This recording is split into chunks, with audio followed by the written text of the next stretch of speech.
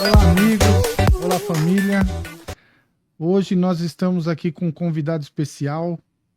É o advogado, mestre, doutor, especialista em direitos autorais, professor Eduardo Salles Pimenta.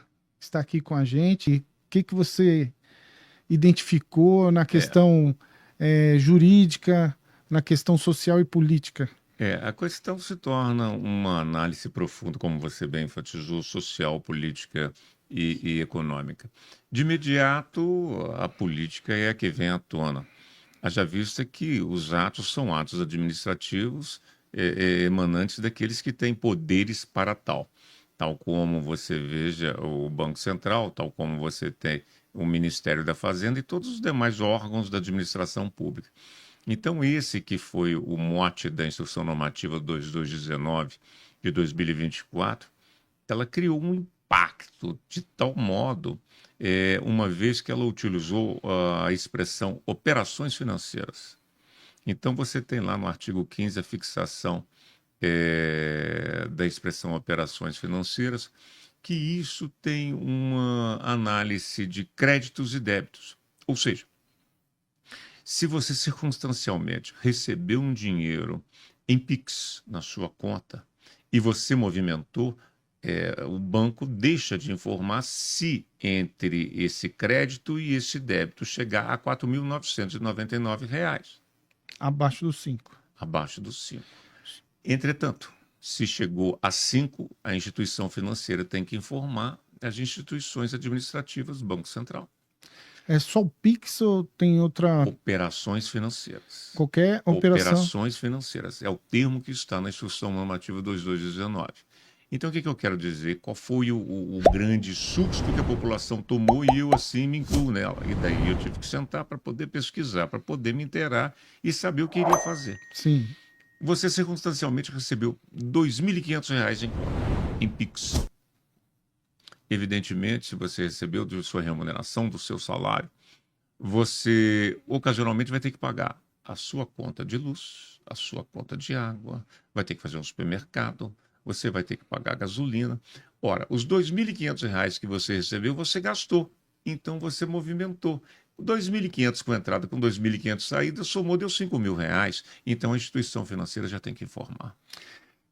Essa informação dessa movimentação, assim, falando para o pessoal mais leigo, né? O que acontece? Eles estão informando a movimentação. O que interessa para o trabalhador, né? É saber. Tudo bem, eu movimentei esse valor, mas eu não tenho esse valor no banco. De repente eu posso ser taxado, não, multado por essa movimentação e eu tive que pagar esses custos fixos, né, de água, luz, né, que é do cotidiano, e não sobrou nada. E como que eu vou pagar? Não importa para o governo, não importa isso. Para o gestor público, não importa isso. Importa é número. Você movimentou R$ 5.000, pronto, você tem que ser informado e a partir daí você vai ter que explicar e explicando você vai ter que realmente responder com a cota de imposto que será cobrado de você. Como que é essa renda, né? Como que eu faço o imposto de renda? É do que eu ganho. A questão aí dependeria de regulamentação de como você iria declarar. Isso só não ficou visto. Por quê? Porque É complicado. O impacto foi tão grande, veja você como é que você percebe. Eu ontem estava no supermercado, e no supermercado eu perguntei para a caixa. Falei, me conta o seguinte, todo mundo continua pagando com Pix? Ela falou assim, não, o volume de pagamento em dinheiro aumentou de uma forma assustadora. Só que isso, no fator econômico, no fator cotidiano do consumo, fica notório. Mas você tem uma outra faceta. Qual é? Se você está sacando mais dinheiro do banco, o Banco Central vai ter que gerar mais moeda. E tem um fator Física, social. né? Isso. Dinheiro em papel. Exato. Mas tem um fator social. Se você começar a tirar dinheiro de banco, você vai começar a acontecer o quê? Assalto. Saidinha de banco. Vai aumentar a Vai saidinha. voltar. Vai. E aí você vai começar, em contrapartida, a ter o quê? As reações. Aqueles que são portadores de arma, que são os CACs, são portadores de arma, vão andar constantemente com a arma e vai ter reação. Então nós vamos viver uma situação de guerra. Guerra civil, no seu sentido, não brigando por razões políticas, mas para defender o seu patrimônio. Sim. Você sacou no banco R$ 10.000. Vai com segurança. Ou você vai com segurança ou você vai com seu revólver, uma vez que você é um CAC. Ponto, chegou com seu revólver. O cidadão comum não pode andar armado. Né? Evidente, desde que ele esteja autorizado pelo poder público, é o CAC. Se tiver autorizado. Isso, aí o que acontece? O cara chegou para te assaltar. O cara vai te levar o seu dinheiro, você com que sacar, quem sacar primeiro vai defender o bem dele. Um está querendo tirar, o outro quer defender. É uma reação, entenda bem, é uma reação em efeito dominó. A medida do governo vai levar a uma maior movimentação de dinheiro, a Casa da Moeda gerar mais moeda física, os saques nos bancos aumentarão, com isso as saidinhas de banco virão, as reações também, aumenta o número de processos judiciais, efeito dominó. Sim. A ausência dessa visão, ao meu juízo, do gestor público é condenável. O gestor público tinha que ter me imaginado. Vai mexer com a estrutura, muita coisa que mudou, né, para se digitalizar, deixou de existir fila de banco, a própria estrutura dentro de banco que a gente passava antigamente, estacionamento de banco lotado, sem motoqueiro, dúvida. Lotado de gente, fila grande no banco, não existe mais isso. Sim. E aí vai ter que voltar. Os bancos começaram a fechar para poder ter o trabalho virtual. Você veja, por exemplo, só a guisa de como é que está todo mundo levando a vida econômica para um ambiente virtual. Anteontem, há 3 dias atrás, saiu a moeda digital do Donald Trump, o cifrão Trump, e que já teve uma movimentação, segundo me informaram, de 250 bilhões. Nossa. Em 3 dias. Ela é concorrente com Bitcoin? É o concorrente com Bitcoin, a moeda virtual. E quando ele lança essa moeda, ela acaba sendo concorrente com o Bitcoin? Ou é para somar o estilo de moeda que a gente vai utilizar? É o estilo de moeda e, concomitantemente, o ganho pela valorização. É igual ontem. Porque vai ser uma opção que todo mundo vai querer. Sem dúvida. E a garantia é ele.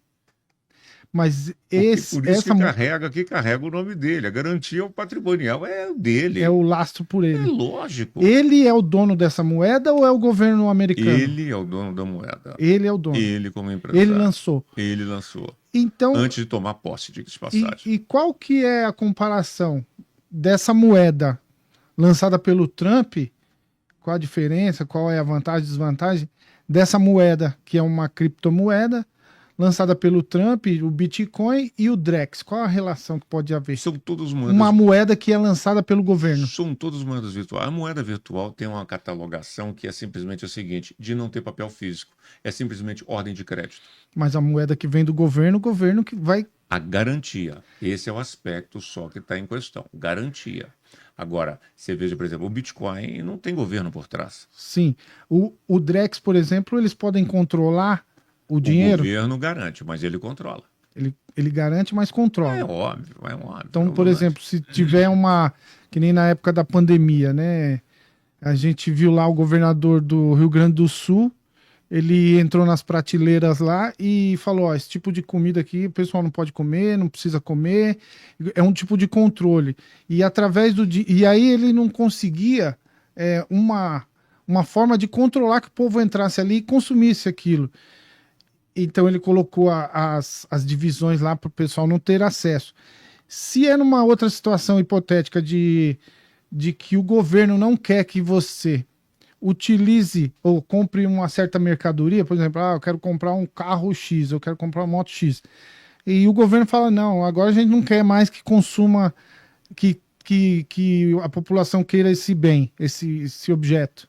Ele não pode por exemplo, proibir através do controle da pessoa comprar esse objeto? Esse controle sempre há, desde que o gestor esteja investido pelos poderes legais. Ele vai controlar sempre. Você veja o caso da restrição do uso de armas, o caso da restrição do uso de moeda ou de taxação. O governo está sempre no exercício do seu poder outorgado pela lei, porque fora da lei ele jamais exerceria isso. Agora, o que nós temos que relevar referente à moeda digital é o seguinte: ela existe sempre para ter rápida circulação do crédito. E quando eu volto a fazer o repisar em circulação do crédito, é para que não haja a existência de papel moeda e que ela tenha efeito erga omnes, ou seja, todo mundo sabe ter ciência daquilo e todo mundo adota a credibilidade daquela mobilidade de recursos. Está saindo de A para B. Então está havendo a transferência. Muito bem, houve. Esse é o controle. Não, esse é a movimentação. A moeda digital serve para isso. Evidentemente, o governo quer ter o controle disso. De que medida que quer ter o controle disso? Medida de que, ao movimentar, os tributos podem ser imputados àqueles que têm ganhos de renda. Você aumentou o seu patrimônio. Aumentados para esses que têm ganho de renda. É igual o Pix. O Pix não é o Pix que é taxado. Quem é taxado é o titular do Pix. Quem está fazendo o Pix. Exato. Agora, você imagina, por exemplo, eu não tenho conta em banco. Eu vou ser taxado do quê? De nada. Quem for me pagar vai ter que me pagar em dinheiro. A quem eu for ter que pagar, eu vou pagar também em dinheiro. Aquela famosa frase, né, que meu pai falava, né? Meu pai foi comerciante, né? Teve avícola, teve alguns comércios, teve açougue, bar. E ele falava, o dinheiro não tem cabelo. Então, não tem lastro. Não tem onde pegar. O dinheiro não tem lastro. O dinheiro ao vivo, você chegou, pagou, acabou. Agora, disso daí, eu vou fazer uma pergunta totalmente ignorante. Eu tenho certeza que o senhor sabe muito mais que eu. Tá mais inteirado que eu. Eu não sei, eu sei assim, a ideia, mas não sei explicar. Em Cuba, né, o governo controla o dinheiro, controla tudo que o cidadão faz. Mas lá eles têm um outro tipo de moeda entre eles que eles movimentam. Será que com essas ações do governo querendo controlar mais a movimentação financeira e, consequentemente, taxar o cidadão que movimentou ali, também, além dessa questão de usar o dinheiro, também não poderia haver uma criação de uma moeda não oficial? Então, vou te dar uma narrativa de uma experiência pessoal. Eu tive em Cuba. Eu fui na escola de Santo Antônio de los Baños. Eu e meu filho. Nós fomos, escrevemos um artigo juntos, terminamos sendo convidados, e fomos a Cuba para poder, eu fui fazer a palestra, e como o artigo era em coautoria minha e dele, nós então terminamos fazendo uma exposição. E, sem dúvida alguma, ele com um viés mais reflexivo, mais observador do que eu, com a percepção mais aguçada, fomos para a rua. E na rua nós terminamos vendo as coisas mais interessantes. Você tem a moeda local, você tem a moeda paralela e você tem o dólar. Você tem um cucus. São três. E você tem um dólar que o dólar rola em qualquer país. E, sem dúvida alguma. A questão não é essa. A questão é que, pela sobrevivência, você procura ter a moeda mais forte. Então, por exemplo, se você fosse pagar qualquer coisa... Ter a mais forte. Se você fosse pagar qualquer coisa que fosse em dólar, se aceitaria. Mas você tinha um câmbio paralelo, que é o câmbio negro. Aqui já tivemos isso. Como que é chamado lá? Do mesmo jeito. Eu tenho dólar nós cambiamos, não há problema. E, se tinha todas as exceções. Agora, é negro mesmo. Não poderia ser pego. É distinto. Não poderia ser pego. Porque lá, por exemplo, a gente vê aqui, tem vários cubanos que estão morando aqui no Brasil, tem algumas influencers, umas podcasters, e elas estão fazendo vídeo, indo no supermercado, mostrando elas com sacos de arroz nas costas, falando: olha, isso aqui eu não posso nem comprar em Cuba porque eu vou preso. Mas aí nós temos E ao mesmo tempo a gente olha vídeos lá em Cuba de mercadorias sendo expostas à venda e que por essa fala dela não seriam possíveis estarem ali aquelas mercadorias. Então são negociadas através desse câmbio. Exato. Agora, mas o que leva à reflexão, como você comentou, de Cuba, até um pouco distante do fator moeda, mas do fator modus vivendi, é o seguinte: hoje, para você ter um desenvolvimento necessário de uma criança de 0 aos 6 anos na idade pré-escolar, você precisa fazer a gestão diária de 1.500 calorias. Como é que dentro de um regime cubano, como a restrição alimentar, uma criança pode fazer a gestão de 1.500 calorias? E por que isso? Porque isso vai interferir na altura da criança, o que é visto pela altimetria. Isso vai interferir no desenvolvimento das células cerebrais da criança através dos axônios, que por sua vez vão fazer as conexões de sinapse. E isso vai gerar uma melhor percepção do universo pelas ações socioexecutivas de uma criança que amanhã será um adulto. Se a criança ocasionalmente foi mal alimentada... Na infância foi mal alimentada, é evidente, ela não vai adquirir aquele... o ululante, o óbvio, isso está claro. Então fica incoerente você falar: Cuba tem a melhor saúde, Cuba tem uma boa alimentação. Isso é óbvio que não tem. Não, isso não dá. E as crianças vão pagar por isso quando virarem adultos no futuro. Algumas já estão pagando. Mostra, elas vão, essas moças que eu vi, que são cubanas, que vão no mercado, falam: olha, nossa, nunca vi isso. Quando eu cheguei no Brasil, fui no banheiro público, no banheiro de shopping, tinha papel higiênico. Aí elas levaram uma idosa que nunca saiu de Cuba. E aí, então a idosa nunca viu um supermercado igual aqui no Brasil. Aí chegou lá, ela começou a chorar, ela olhava assim, começou a chorar. Sem dúvida. Você vê que a necessidade de sobrevivência... Será que o Brasil corre o risco com todas essas movimentações a tendência é o seguinte, ir para esse lado? A tendência é o seguinte: toda vez que você vê a política ocorrendo dessa forma, você vai ver uma cisão social, o que Augusto Conte gostava muito de cientificar, e é o que eu vou tomar liberdade aqui de fazer. Você terá a elite e terá o proletariado. Acabou.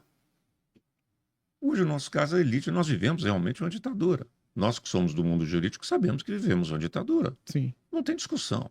O país é democrático?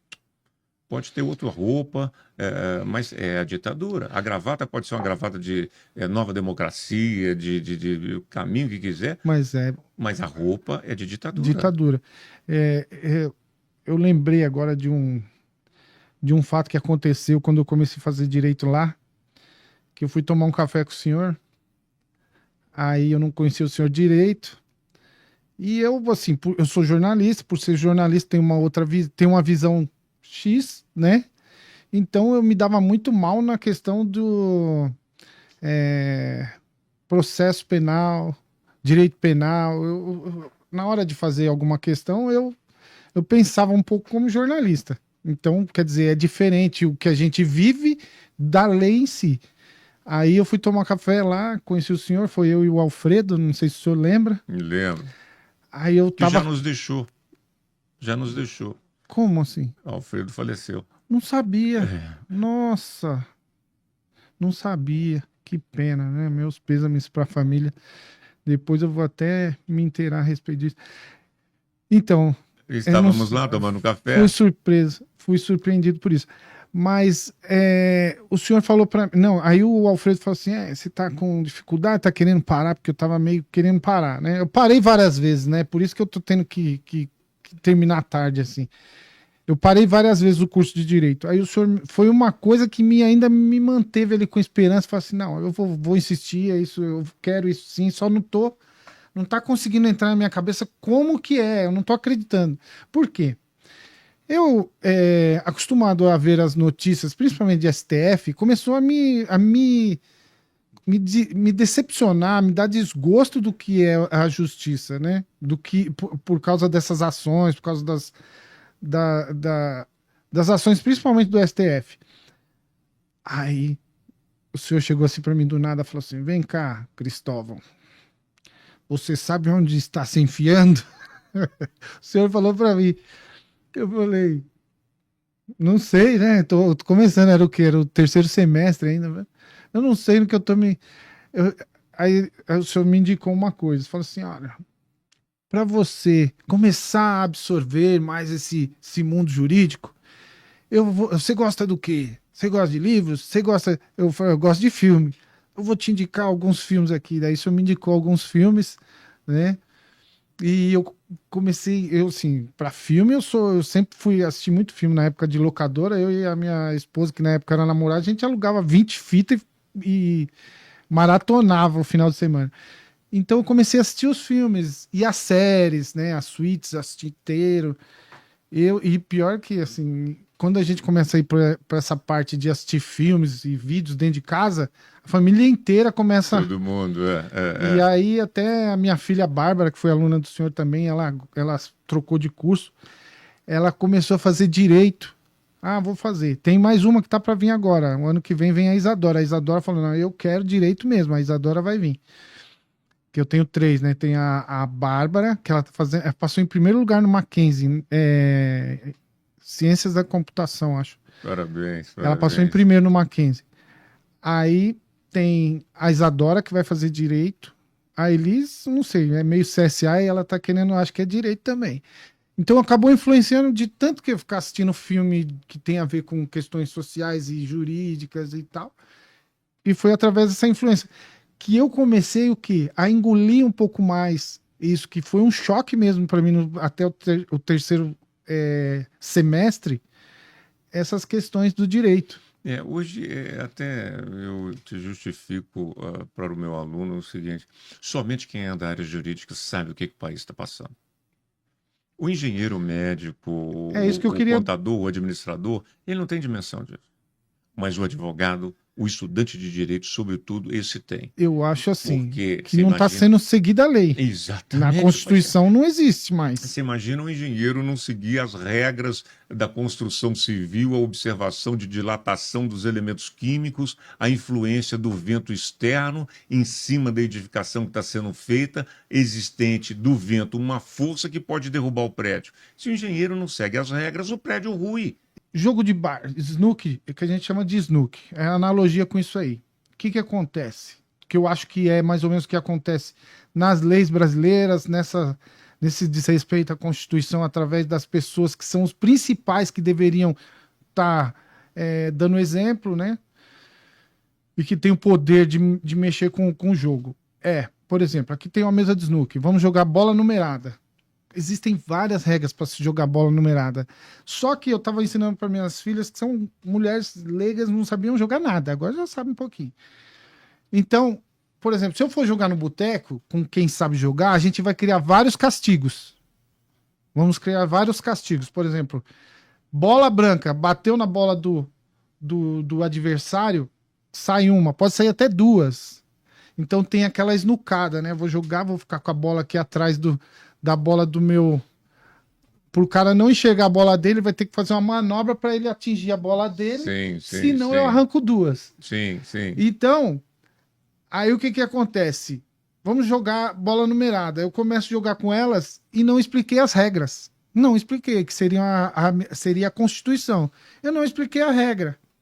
E aí elas têm mais ou menos uma ideia de regra, sabe que existe, mas eu não combinei. Eu falei assim, ó, vai ser assim a regra hoje. Então, no meio do jogo, eu pego e falo, Mudou ó, a regra. se você bater a minha na sua, você bater a branca na sua, na minha, tira uma bola. Eu falo, mas a gente não combinou.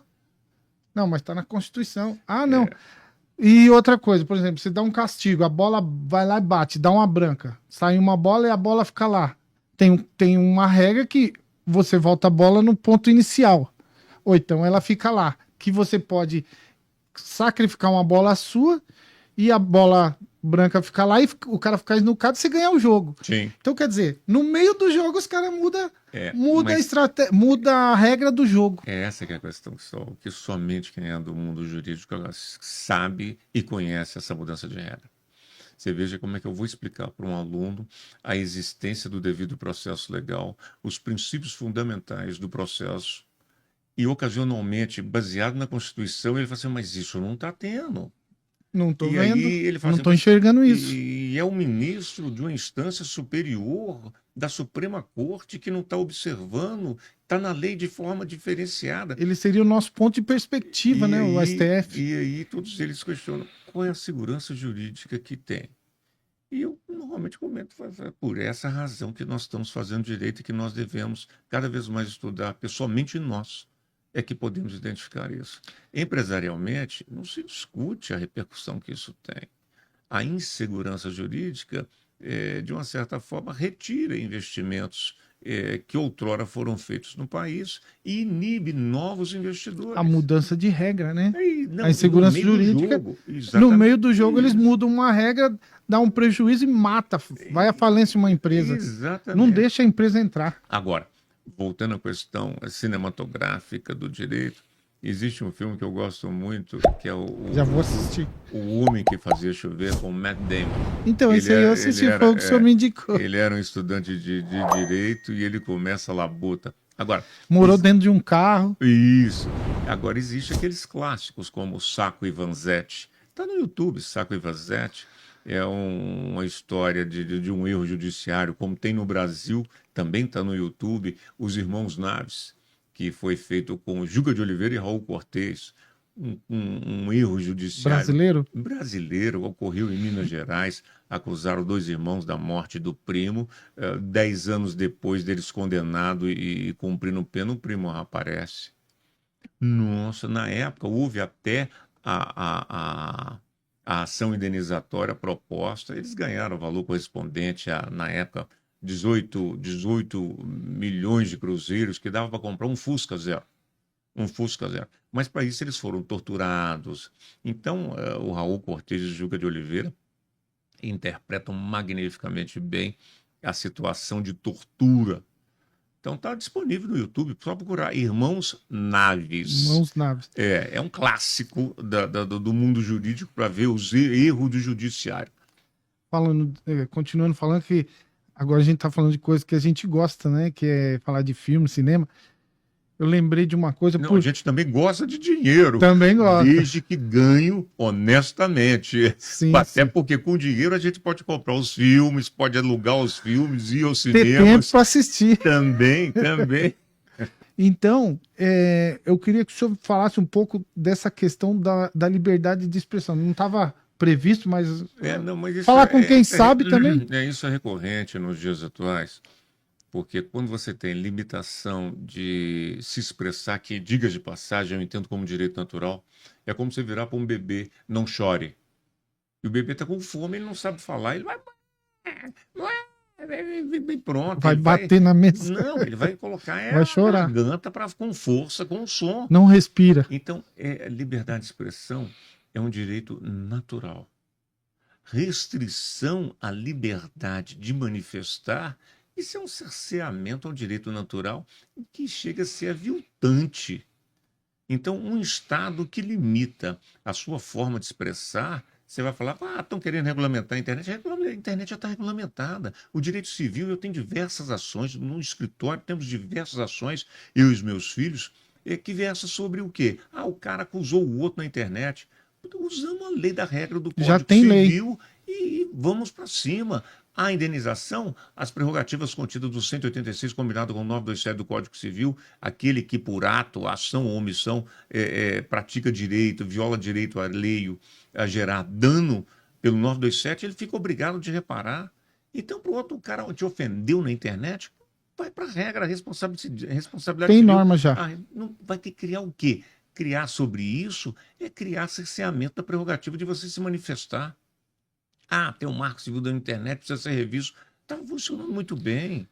Agora, não querer mexer para poder limitar, o que eles querem? É que você não haja, por exemplo, o que aconteceu com o deputado Nicolas Ferreira. É isso que eu queria falar. Uma envergadura enorme no país. Por isso que eles querem. Se não é ele chamar a atenção do PIX, acabou. Muita gente estava aí num debate. Pode, não pode? Quem vai ser taxado? É o Pix ou é a pessoa que faz o Pix? Não, ele pegou e esclareceu na lata. Não teve tempo ruim. Pontual, objetivo. Tramontina, sabe como é que é? É, corte rápido. Pô, acabou. E daí E repercutiu. não foi tendencioso, né? Que ele não falou mentira, né? Não acusou. Elucidativo. E isso para a população, porque nós vamos para o sacrifício sono para lermos, para pesquisarmos, para chegar a conclusões, conversamos com pessoas que também, como nós, leram, pesquisaram. Agora, a grande população, não. Não A grande faz isso. população não vai ter tempo para isso, porque ela tem que trabalhar, ela tem que dormir. O sujeito que anda de metrô, o sujeito que pega o trem da CPTM, ele precisa de estar descansado. E aí, ocasionalmente, ele não vai ler aonde? Não teve tempo para ler, não teve tempo para estudar, então ele vai ter que ouvir alguém falando. É aí que entra o podcast, é aí que entra as linguagens virtuais, Sim, as sim. plataformas virtuais para poder permitir a divulgação de vídeo. Agora, se fazer restrição a isso, é você querer restringir a informação à Se população. tirar o acesso ao podcast, por exemplo, que nem eles perseguem alguns YouTubers, alguns jornalistas que falavam sobre essas questões. Por quê? Qual é a intenção disso tudo, né? Por que que eles querem proibir? Quem vai ganhar, quem vai perder? Se a gente não tiver esses canais alternativos, né? Que agora não são mais alternativos, já são de massa, do podcast, da internet, de poder assistir e obter a informação de outro canal que não o canal da TV fechada, TV aberta, que é a Rede Globo, principalmente, que fala o que quer e a gente tem que ficar engolindo, eles vão, de certa forma, fazer o quê? Dar a narrativa deles através da mídia que eles pagam. Exatamente. Eles pagam milhões para a Globo vai falar o que eles querem e o povo vai ter que engolir, como foi na pandemia. Exatamente. Todo dia martelando na cabeça da gente, ó, você vai morrer, ó, morre por causa disso. E aí você fica refém da Rede Globo ali, se não tem umas informações Não, o contexto não é só da para Globo. ver a discussão, O você contexto- fica só com aquele... o contexto não é só da Globo, é o modus operandi que importa. Você veja, por exemplo, tem um livro muito interessante, eu li há uns 20, 30, 40 anos atrás. Chama Minha Razão de Viver, Samuel Weiner. Samuel Weiner... Depois eu vou pesquisar. não, esse você só vai encontrar em sebo.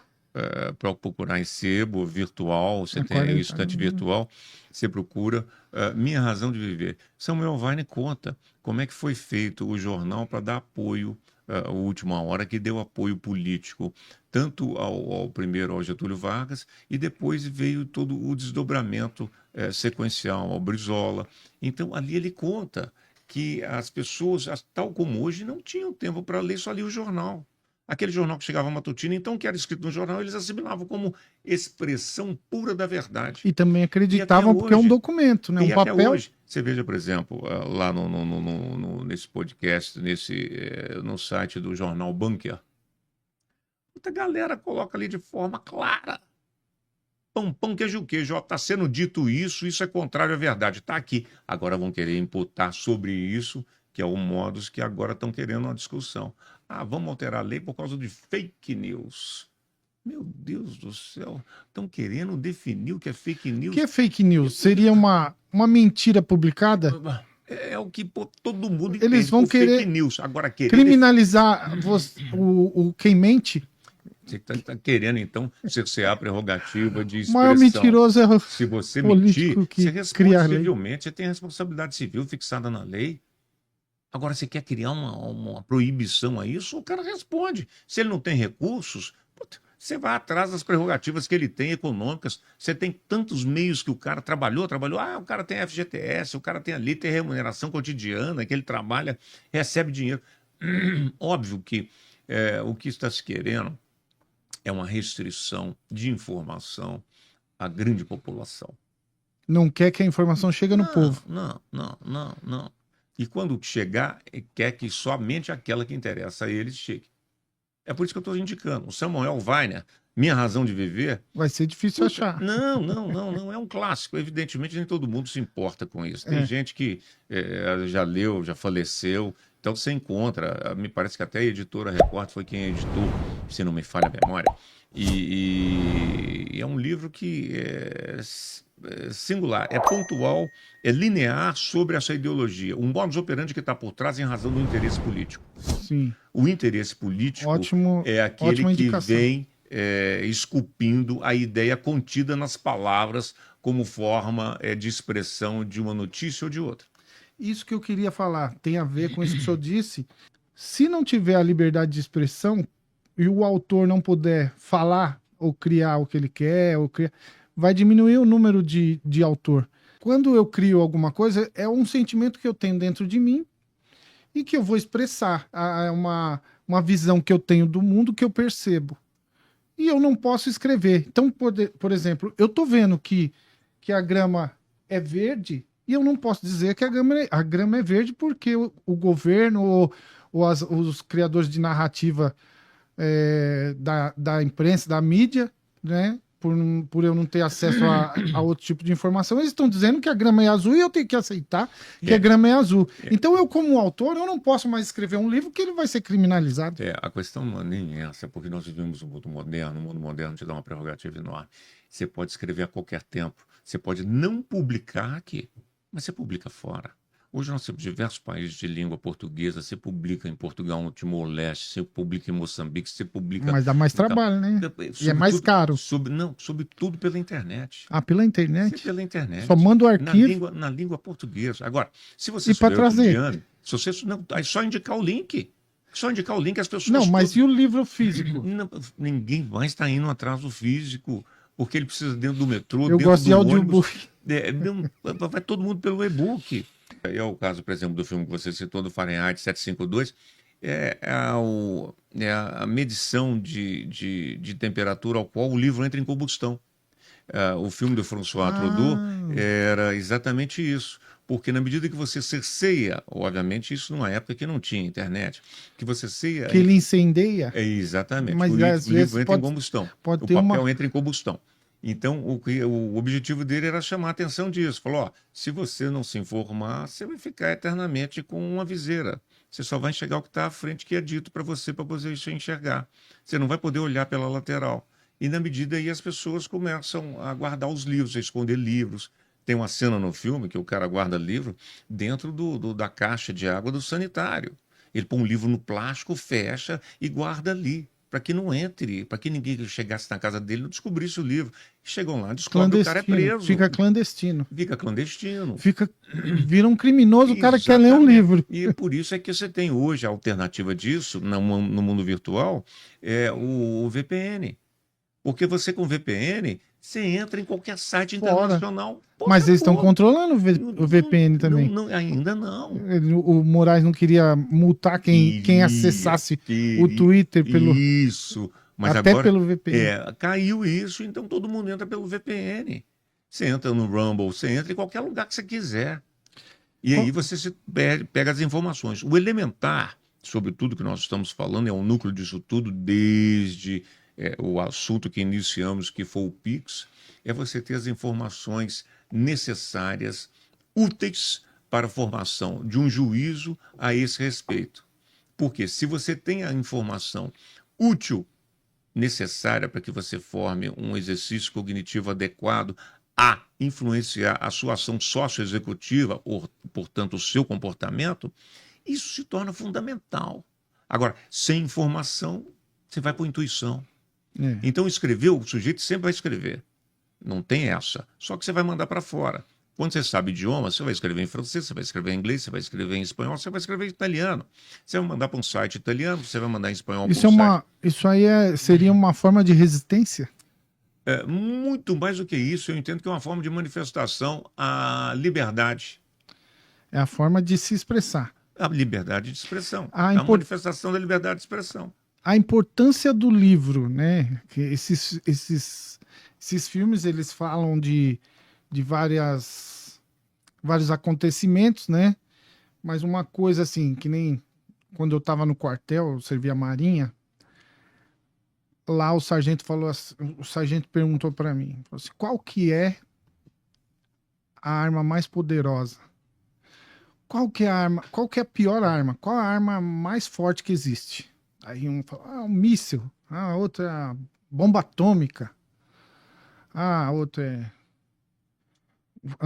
o fuzil. No quartel, as armas que a gente conhece foram citando. Aí o professor falou até, né? Deixa eu ver se eu tô armado aqui. Minha arma eu deixei ali. Tá ali com a Elis. Na hora que eu precisar, eu pego com ela. A arma mais poderosa é a caneta. A arma mais poderosa é a caneta, que serve para assinar os contratos, que serve para assinar as decisões, os decretos. Então, E mais do que quem isso, é o serve mais para poderoso? escrever livros. Serve para escrever os livros. Então, quem tem o poder é quem tem a caneta na mão, né? O sargento falou isso para nós. Falou assim, você tá achando que o poder tá no... Se o presidente dos Estados Unidos, ele recebe uma ligação, porque antigamente falava que existia um, um telefone vermelho, né? Que o cara atendia, ele podia apertar um botão, a bomba atômica, míssil para tudo quanto é lado, acabar com o mundo, né? Mas antes ele vai ter que assinar um papel para ele falar porque que o contrato, por que ele apertou o botão, ele não vai chegar assim, ah, tá bom. Psh. Não, Você sabe ele vai ter que assinar. E se ele não tiver uma caneta ali, ele não vai poder apertar o botão. Você sabe que o fator reflexivo sobre a importância da escrita para a formação de ideias é o que tem condicionado todo o desenvolvimento da sociedade humana. Veja você, por exemplo, eu fiz a Escola Superior de Guerra no Rio de Janeiro, no Forte São João, e um certo feito, uma certa época, nós estávamos fazendo um debate sobre a análise da Constituição, a função legislativa e executiva da Constituição. E na época até o pai do ministro, do presidente do BNDES, Luiz Mercadante, é que presidia, o general Oliva Muniz, que é quem estava à frente da Escola Superior de Guerra. Existia ali diversas exposições intelectuais, exatamente para procurar consubstanciar num projeto, num programa de governo, para o bom desenvolvimento da nação. É notório que a Escola Superior de Guerra, para todo presidente, ela entregava uma análise sociopolítica e econômica com projeções de desenvolvimento necessário para alcançar objetivos e sanar problemas sociais, políticos e econômicos. Então você veja, por exemplo, na Escola Superior de Guerra, se você pegar uma leitura simples para a internet, não precisa ser eu fiz Escola Superior, não. Você tinha lá Só delineado pesquisar um os pouquinho. objetivos atuais e os objetivos permanentes. Então, em todo o programa vinha definidos os objetivos atuais e os objetivos permanentes. Para que você, dentro, assumindo a nação, a gerência de uma nação, você criasse as situações permanentes e aqueles que são imediatos, que eram os atuais. Isso dentro do âmbito internacional, dentro do âmbito nacional, com setorizações estaduais, visando economias estaduais, visando seguranças estaduais, visando uma administração pública estadual, a eliminar problemas setoriais específicos.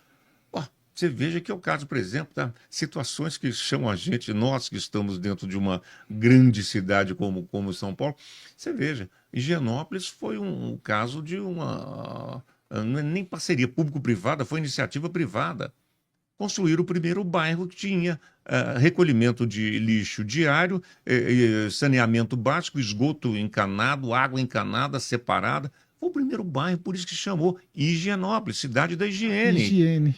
Até então não tinha. Arthur Bernardes havia morrido de peste bubônica, decorrente de rato. Os ratos acumulavam no lixo, não tinha recolhimento de lixo diário, acumulava de lixo e ocasionalmente aquilo passava, foi transmitindo.